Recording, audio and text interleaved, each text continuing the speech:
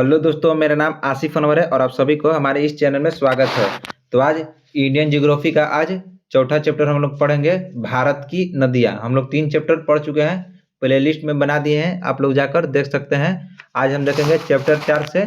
Chapter 4 है भारत की नदियाँ।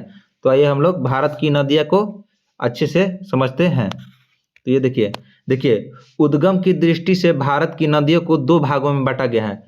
उद्गम की दृष्टि से भारत की नदियों को 2 भागों में बांटा गया है। देखिए, पहला है हिमालयी नदियाँ, हिमालय से निकलने वाली नदियाँ, और दूसरा है पर्वतीय भाग से निकलने वाली नदियाँ। ये देखिए, जैसे ये देखिए, ये हिमालय से निकलने वाली नदियाँ, हिमालय से निकलने वाली नदियाँ, और दूसरा है पर्वतीय भारत। ये है, ये देखिए नीचे वाले भारत है, ये इसको पर्वतीय भारत, तटीय भारत को पर्वतीय भारत कहते हैं। और इससे जो निकलने वाली नदियाँ हैं, इसको हम लोग 2 भागों में बांटते हैं, हिमालय नदियाँ और पर्वतीय भारत की नदियाँ।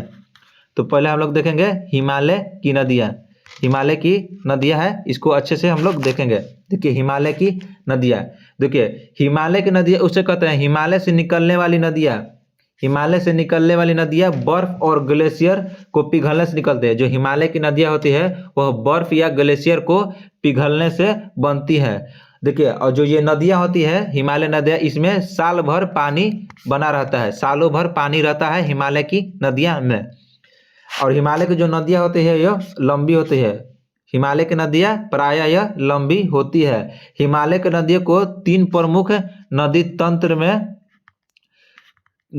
है, 3 प्रमुख है। हिमालय के देखिए अधिक लंबी होती है। हिमालय की नदियों को 3 प्रमुख नदी तंत्र में विभाजित किया जाता है। जो हिमालय की नदियां हैं उसको 3 प्रमुख तंत्रों में विभाजित किया जाता है। तो कौन कौन से वो 3 तंत्र है? तो देखिए, सिंधु नदी तंत्र, दूसरा है गंगा नदी तंत्र, तीसरा है ब्रह्मपुत्र नदी तंत्र। हिमालय नदियों को कितने तंत्र में विभाजित किया जाता है? तो 3 तंत्र में, सिंधु नदी तंत्र, गंगा नदी तंत्र, ब्रह्मपुत्र नदी तंत्र। तो आइए सब तीनों को एक एक करके देखते हैं। पहला है, देखिए पहला है सिंधु नदी तंत्र। तो सिंधु नदी तंत्र, देखो सिंधु नदी तंत्र के अंतर्गत सिंधु नदी, उसकी सहायक नदियां आती है। देखिए, जो सिंधु नदी तंत्र है उसके अंतर्गत सिंधु नदी और उस सिंधु नदी की जितने भी सहायक नदियां हैं वो सभी आती है सिंधु नदी तंत्र के अंतर्गत। देखिए सिंधु नदी के पहले थोड़ा सा देखिए बारे में जान लेते हैं। देखो सिंधु नदी है जो तिब्बत जो है, तिब्बत में चीन जो है, चीन में तिब्बत है जो, उसमें मानसरोवर झील के निकट सनोखियाबाब ग्लेशियर से निकलती है। जो सिंधु नदी है वह तिब्बत है, जो तिब्बत चीन में है। तिब्बत में एक मानसरोवर झील है, उसी के निकट, मानसरोवर झील के निकट सनोखियाबाब ग्लेशियर है, उसी से सिंधु नदी निकलती है। सिंधु नदी उसी से निकलती है। ये देखिए आप लोग अच्छे से, ये देखिए ये मानसरोवर झील है, मानसरोवर ये झील है। और मानसरोवर झील के निकट ये देखिए सनोखियाबाब हिमनद है, सनोखियाबाब हिमनद है। और इसी से देखिए ये जो लाल वाली है, ये देखिए ये सिंधु नदी है, सिंधु नदी इसी से जाकर ये देखिए मिलती है। और ये देखिए झेलम, चिनाब, नाबी और सतलज, ये सारी नदियां है जो ये सिंधु की सहायक नदियां है। देखिए चिनाब, झेलम, रावी, ये सब सहायक नदियां है सिंधु की, ये आप लोग देख सकते हैं। और ब्यास नदी भी सहायक नदियां है सिंधु की। आगे देखते हैं, आगे देखिए यह भारत के केंद्र शासित प्रदेश लद्दाख में प्रवेश करती है। जो तिब्बत से, जो मानसरोवर से जो निकलती है, तो भारत के जो केंद्र शासित प्रदेश है लद्दाख, ये देखिए ये लद्दाख है। तो लद्दाख से भारत में प्रवेश करती है सिंधु नदी। सिंधु नदी है जो भारत में लद्दाख से प्रवेश करती है और फिर पाकिस्तान में तथा वहां से अरब सागर में गिर जाती है। देखिए मानसरोवर से निकलकर भारत के लद्दाख केंद्र शासित प्रदेश में एंट्री करती है और बाद में पाकिस्तान में मिल जाती है और पाकिस्तान से जाकर अरब सागर में गिरती है। सिंधु नदी कहाँ गिरती है? तो अरब सागर में गिरती है। आगे देखते हैं, सिंधु नदी की लंबाई कितना है? तो 2880 किलोमीटर है। सिंधु नदी की लंबाई कितना है? 2880 किलोमीटर कुल लंबाई है। और भारत में सिंधु नदी की लंबाई कितनी है? तो भारत में है 1114 किलोमीटर। सिंधु नदी की भारत में कितनी लंबाई है? तो 1114 किलोमीटर लंबाई है सिंधु नदी की। आगे देखते हैं, सिंधु नदी चिलास के निकट पाकिस्तान में प्रवेश करती है। भारत में लद्दाख में लद्दाख केंद्र शासित प्रदेश में प्रवेश करती है। और सिंधु नदी जो पाकिस्तान में एक चिल्लास जगह है, चिल्लास के पास जो सिंधु नदी पाकिस्तान में प्रवेश करती है और कराची के पास अरब सागर में मिल जाती है। और कराची के पास जो जगह है वहीं पर अरब सागर में मिल जाती है। आगे देखते हैं, सिंधु नदी की 5 महत्वपूर्ण सहायक नदियां हैं। सिंधु नदी के जो 5 जो महत्वपूर्ण सहायक नदियां हैं, देखिए पहला पर कौन है, देखिए पहला पर है झेलम नदी। तो देखिए झेलम नदी की देखिए बारे में कुछ जान लेते हैं। तो झेलम नदी है जो बेरीनाम के पास शेषनाग झील से निकलती है। झेलम नदी है जो बेरीनाम के पास से शेषनाग एक झील है, शेषनाग झील, उसी से शेषनाग झील है जो जम्मू कश्मीर में स्थित है। शेषनाग झील जम्मू कश्मीर में है, वहीं से निकलती है झेलम नदी और आगे जाकर चिनाब नदी में मिल जाती है। जो झेलम नदी है वो आगे जाकर चिनाब नदी में मिल जाती है और चिनाब नदी जाकर सिंधु नदी में मिल जाती है। दूसरा देखते हैं, सिंधु नदी की दूसरी सहायक नदी चिनाब नदी।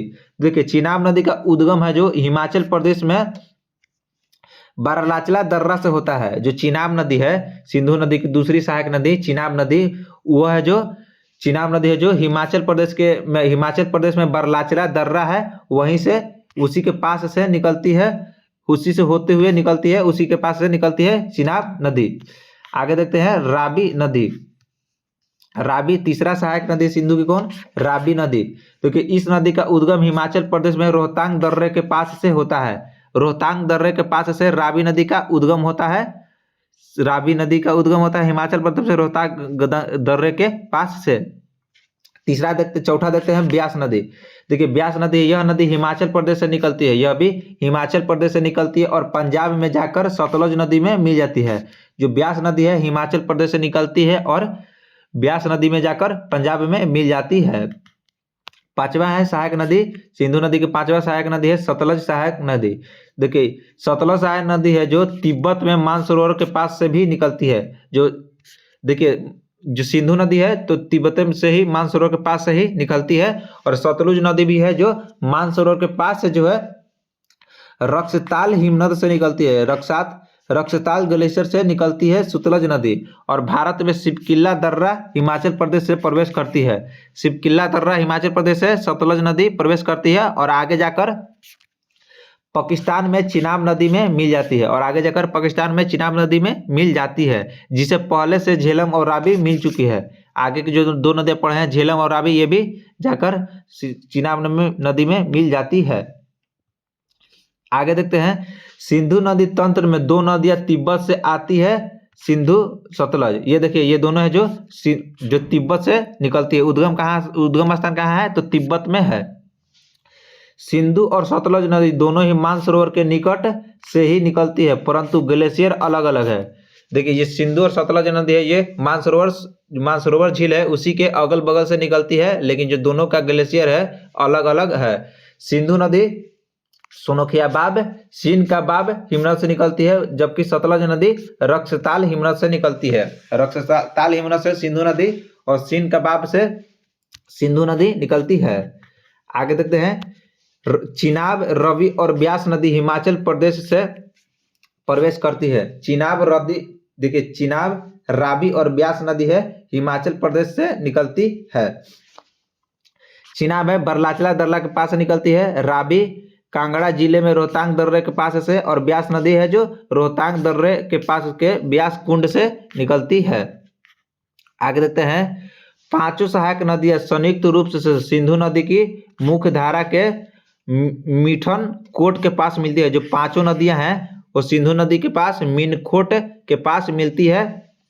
आगे देखते हैं, भारत की लेह जो शहर है सिंधु नदी के किनारे बसा हुआ है। भारत का जो लेह शहर है वह सिंधु नदी के किनारे बसा हुआ है।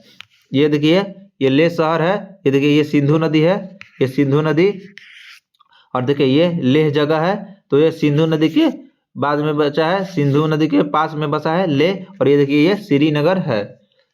आगे देखते हैं,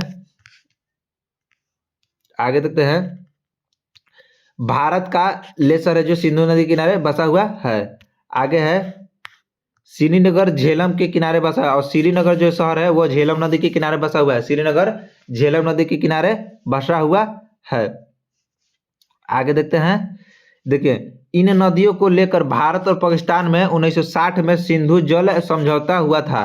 सिंधु नदी को लेकर भारत और पाकिस्तान में 1960 ईस्वी में सिंधु जल समझौता हुआ था, जिसके तहत देखिए यहाँ से क्वेश्चन आता है, जिसके तहत है जो सिंधु, चिनाब और झेलम का मात्र 20% पानी जल है जो इस्तेमाल कर सकेगा, परंतु रास्ता प्रभावित का उद्भव नहीं कर सकता है। देखिए जो भारत है, भारत सिंधु, चिनाब और झेलम का मात्र 20% पानी ही यूज कर सकता है और रास्ता को रोक नहीं सकता है भारत।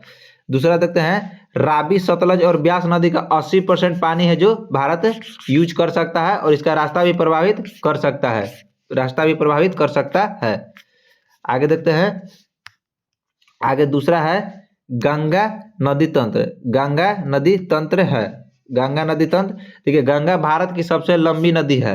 गंगा है जो भारत की सबसे लंबी नदी है, यह लगभग 2525 किलोमीटर लंबी है। जो गंगा नदी है 2525 किलोमीटर लंबी है। भागीरथी नदी है जो गंगोत्री हिमनद से गोमुख नाम के स्थान से निकलती है।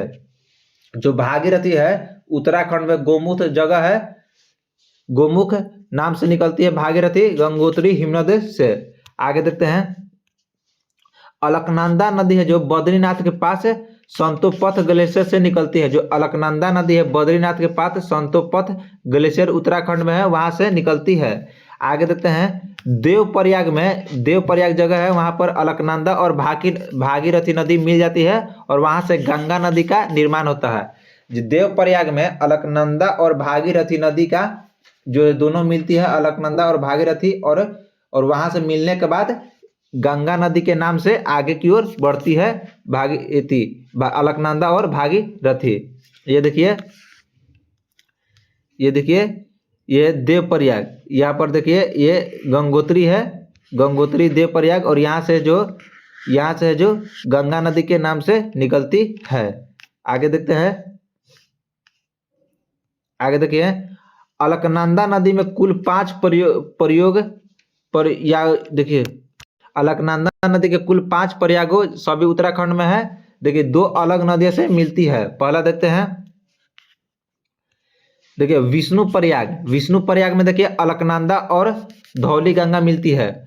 विष्णुप्रयाग में अलकनंदा और धौली गंगा मिलती है। दूसरा है नंदप्रयाग में अलकनंदा और नंदाकिनी नदी मिलती है। अलकनंदा और नंदाकिनी नदी मिलती है।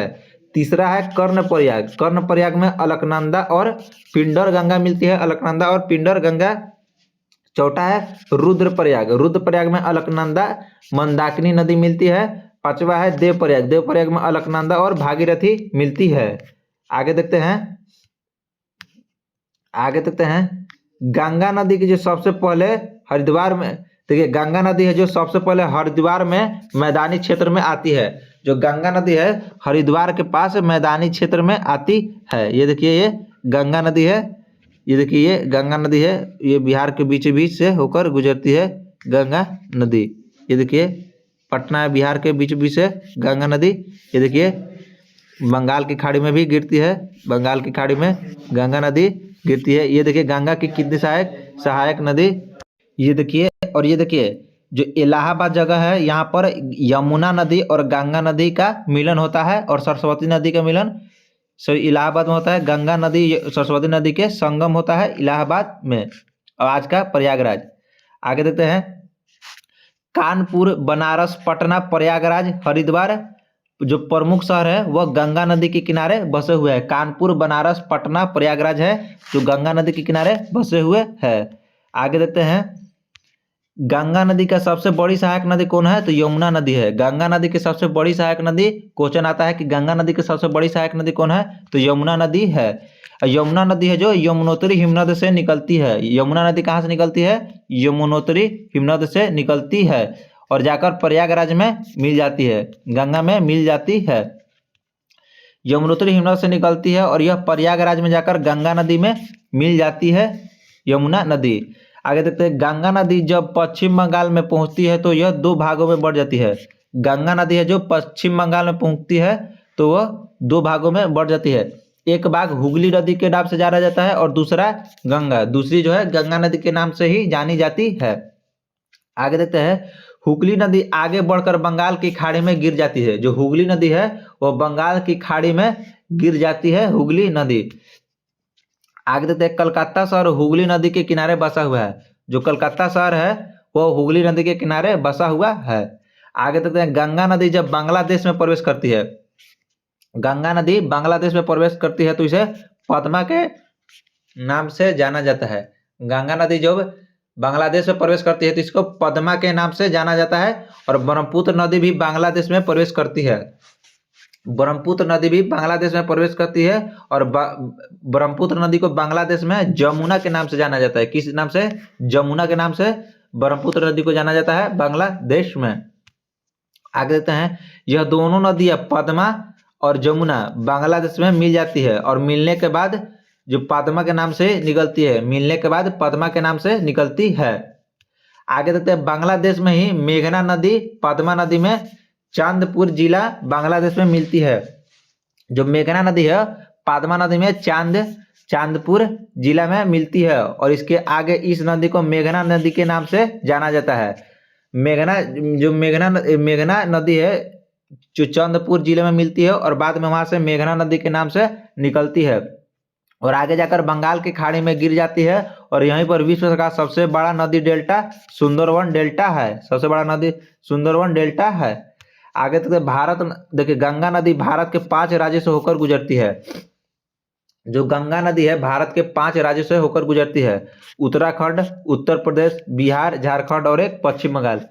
जो पश्चिम बंगाल हो जाएगा पश्चिम। आगे देखते हैं, देखिए उत्तराखंड में देखिए लंबाई कितना है उत्तराखंड में गंगा नदी की, तो 310 किलोमीटर। उत्तर प्रदेश में कितना है 1140 किलोमीटर सबसे लंबा उत्तर प्रदेश में ही है। बिहार में कितना है, तो बिहार में गंगा नदी की लंबाई कितनी है, तो 455 किलोमीटर। झारखंड में कितना है, तो झारखंड में सबसे कम लंबाई है झारखंड में, और पश्चिम बंगाल में 520 किलोमीटर है। आइए गंगा की सहायक नदियां देख लेते हैं। गंगा की सहायक नदियां, गंगा की सहायक नदियां है जो देखिए गंगा की सहायक नदियां 2 भागों में बांटा जाता है। गंगा के सहायक नदी को भी 2 भागों में बांटा जाता है।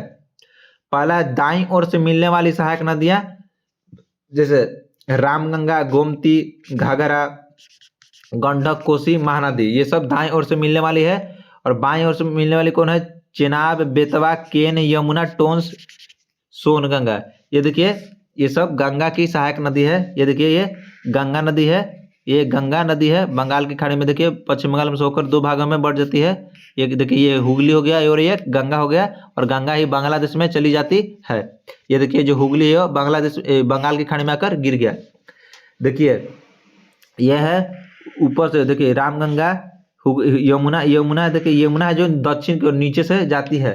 ये सब देखिए रामगंगा है, ये सब गंडक, गोमती, ये सब जो है नदी है। आगे देखते हैं, सहायक नदी है नीचे और ऊपर से। आगे देखते हैं,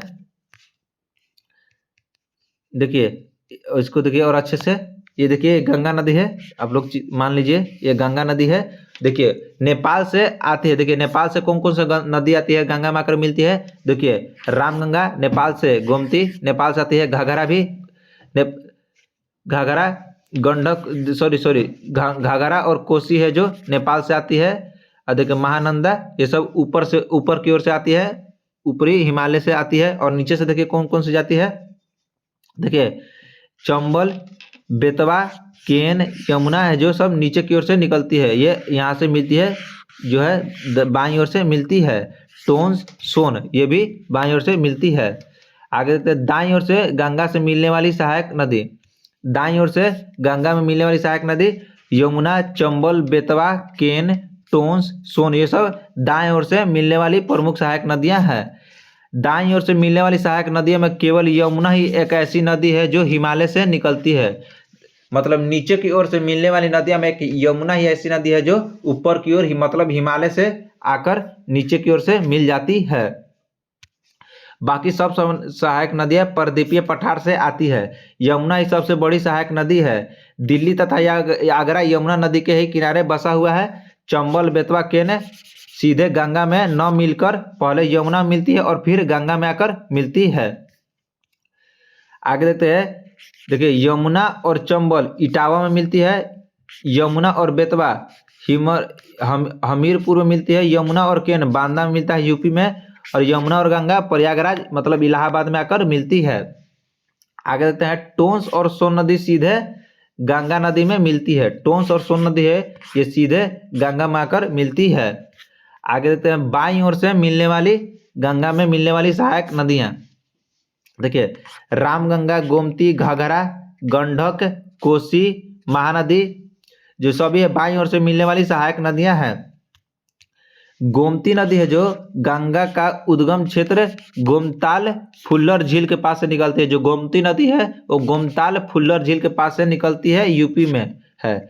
यह गंगा की एकमात्र नदी है जो जिसका उद्गम मैदानी क्षेत्र से होता है। जो गोमती नदी है इसका है जो मैदानी क्षेत्र से उद्गम होती है गोमती नदी का। आगे देखते हैं, लखनऊ जो है, लखनऊ जौनपुर गोमती नदी के किनारे बसा है। लखनऊ और गोमती नदी है, लखनऊ और जौनपुर है जो गोमती नदी के किनारे बसा हुआ है। गोमती नदी बनारस के आगे गंगा नदी में मिल जाती है। गोमती नदी है जो बनारस के आगे गंगा नदी में मिल जाती है। आगे देखते हैं, घाघरा नदी तिब्बत में मानसरोवर झील के पास मापचांचुंग हिमनद से निकलती है। ये हिमनद निकलती है घाघरा नदी। यह नेपाल से होती हुई भारत में प्रवेश करती है और बिहार छापरा में यह गंगा नदी में मिल जाती है। घाघरा नदी है जो छापरा में बिहार नदी में मिल जाती है। आगे देखते हैं, गंडक नदी, देखिए गंडक नदी का उद्गम नेपाल में होता है। गंडक नदी का उद्गम नेपाल में होता है। यह नदी त्रिशूल गंगा तथा काली गंडक के मिलने से बनती है। त्रिशूल गंगा और काली गंडक आपस में मिलती है तो गंडक नदी का निर्माण करती है। यह नदी बिहार के पटना के पास सोनपुर में गंगा में मिल जाती है। जो गंडक नदी है वो सोनपुर जगह है, वहां पर आकर गंगा नदी में मिल जाती है।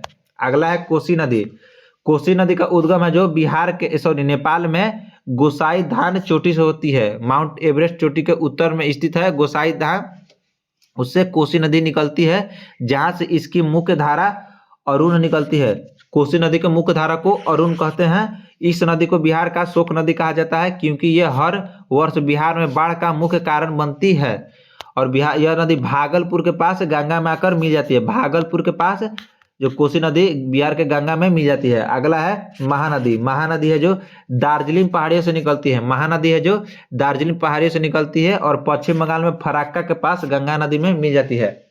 पश्चिम बंगाल में एक जगह है फराक्का, वहां पर आकर ये दार्जिलिंग नदी है जो महानदी है जो गंगा में मिल जाती है। आगे देखते हैं, ब्रह्मपुत्र नदी। ब्रह्मपुत्र नदी तंत्र है।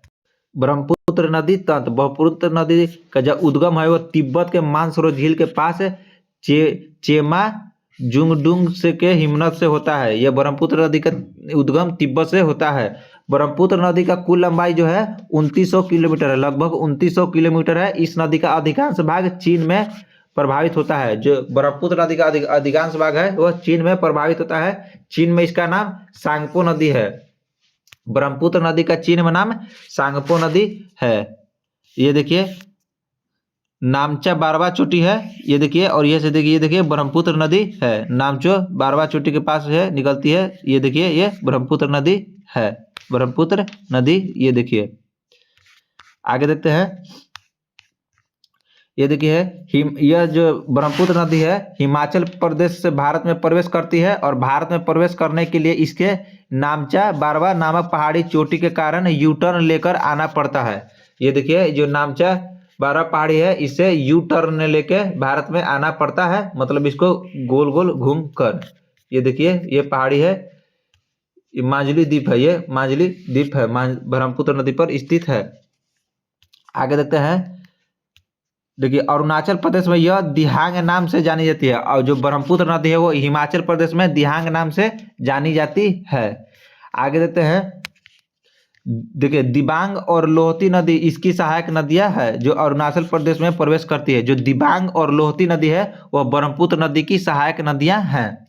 आगे देखते हैं, आगे चलकर यह नदी असम में प्रवेश करती है। जो ब्रह्मपुत्र नदी है आगे चलकर असम में प्रवेश करती है और यहाँ इसे ब्रह्मपुत्र नदी के नाम से जाना जाता है। देखिए, ब्रह्मपुत्र नदी को असम में ब्रह्मपुत्र नदी के नाम से जाना जाता है और अरुणाचल प्रदेश में इसको दिहांग नदी के नाम से जाना जाता है। आगे देखते हैं, यहीं पर मांजुली द्वीप बनाती है। असम में ही मांजुली द्वीप बनाता है। विश्व का सबसे बड़ा नदी द्वीप है। विश्व का सबसे बड़ा नदी द्वीप मांजुली ब्रह्मपुत्र नदी पर है। आगे देखिए, गुवाहाटी, तेजपुर, डिब्रूगढ़ शहर जो ब्रह्मपुत्र नदी के किनारे बसा हुआ है। गुवाहाटी, तेजपुर, डिब्रूगढ़ है जो ये ब्रह्मपुत्र नदी के किनारे बसा हुआ है। आगे चलकर यह नदी बांग्लादेश में प्रवेश करती है। जो ब्रह्मपुत्र नदी है आगे चलकर बांग्लादेश में प्रवेश करती है और बांग्लादेश में ब्रह्मपुत्र नदी को जमुना नदी के नाम से जाना जाता है। देखिए, बांग्लादेश में ब्रह्मपुत्र नदी को जमुना नदी के नाम से जाना जाता है। अंत में यह नदी पद्मा नदी के नाम से के साथ सुंदरवन डेल्टा बनाती है। पद्मा नदी के नाम से वो सुंदर नदी डेल्टा बनाती है, बंगाल की खाड़ी में जाकर गिर जाती है। देखिए, ब्रह्मपुत्र की जो प्रमुख सहायक नदी है वो है, ब्रह्मपुत्र की प्रमुख सहायक नदी कौन कौन सी है? सुबनसिरी, धनसिरी, मानस, जिया, भेरली, बूढ़ी दिबांग, लोहती, तीस्ता, ये सब ब्रह्मपुत्र नदी के सहायक नदी है। और एक बात जान लीजिए, ये देखिए, ये दक्षिण भारत है, ये देखिए ये बंगाल की खाड़ी है और ये अरब सागर है। देखिए अरब सागर है और ये है बंगाल की खाड़ी। देखिए, बंगाल की खाड़ी में भारत की 77% नदियाँ जो है 77% जो नदियाँ है, नदियाँ का पानी बंगाल के खाड़ी में गिरती है और 23% पानी है जो अरब सागर में गिरती है नदी का पानी, भारत नदी का पानी। देखिए, ब्रह्मपुत्र का अलग अलग स्थानों पर नाम। चीन में ब्रह्मपुत्र नदी को सांगपो नदी कहते हैं, अरुणाचल प्रदेश में ब्रह्मपुत्र नदी को दिहांग नदी कहते हैं, असम में ब्रह्मपुत्र नदी को ब्रह्मपुत्र नदी कहते हैं और बांग्लादेश में ब्रह्मपुत्र नदी को जमुना नदी कहते हैं।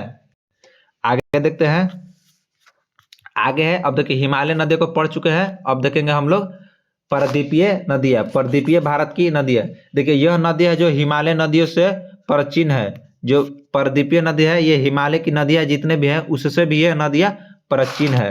देखिए, इन्हें दक्षिण भारत की नदी के नाम से भी जाना जाता है। इन्हें दक्षिण भारत की नदियाँ भी कहा जाता है, ये सब परद्वीप नदियाँ को।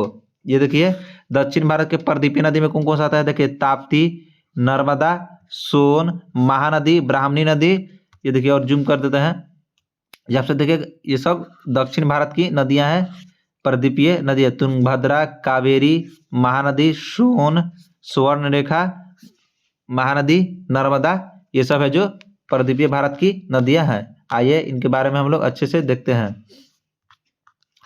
देखिए, परद्वीपीय नदियों को भी दो भागों में बांटा गया है। जो परद्वीपीय नदियां हैं उनको भी दो भागों में बांटा गया है। देखिए, बंगाल की खाड़ी में गिरने वाली नदियां और दूसरा है अरब सागर में गिरने वाली नदियां। बंगाल की खाड़ी में भारत के 77% नदी का पानी गिरता है और अरब सागर में 23% जो नदी का पानी गिरता है। देखिए, परद्वीपीय भारत है जो पहला है, परद्वीपीय भारत की नदियां है जो बंगाल की खाड़ी में कौन कौन सी नदी गिरती है।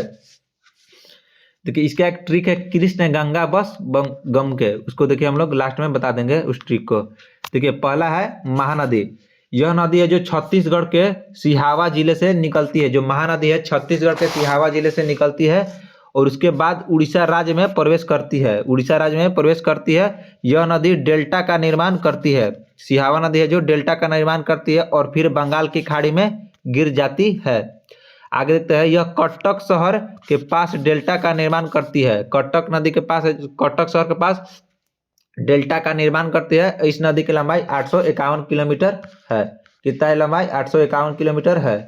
आगे देखते हैं, हीराकुंड है जो बांध है जो महानदी पर बनाया गया है। हीराकुंड बांध महानदी के ऊपर बनाया गया है और भारत का सबसे लंबा बांध है हीराकुंड बांध। भारत का सबसे लंबा बांध हीराकुंड बांध है।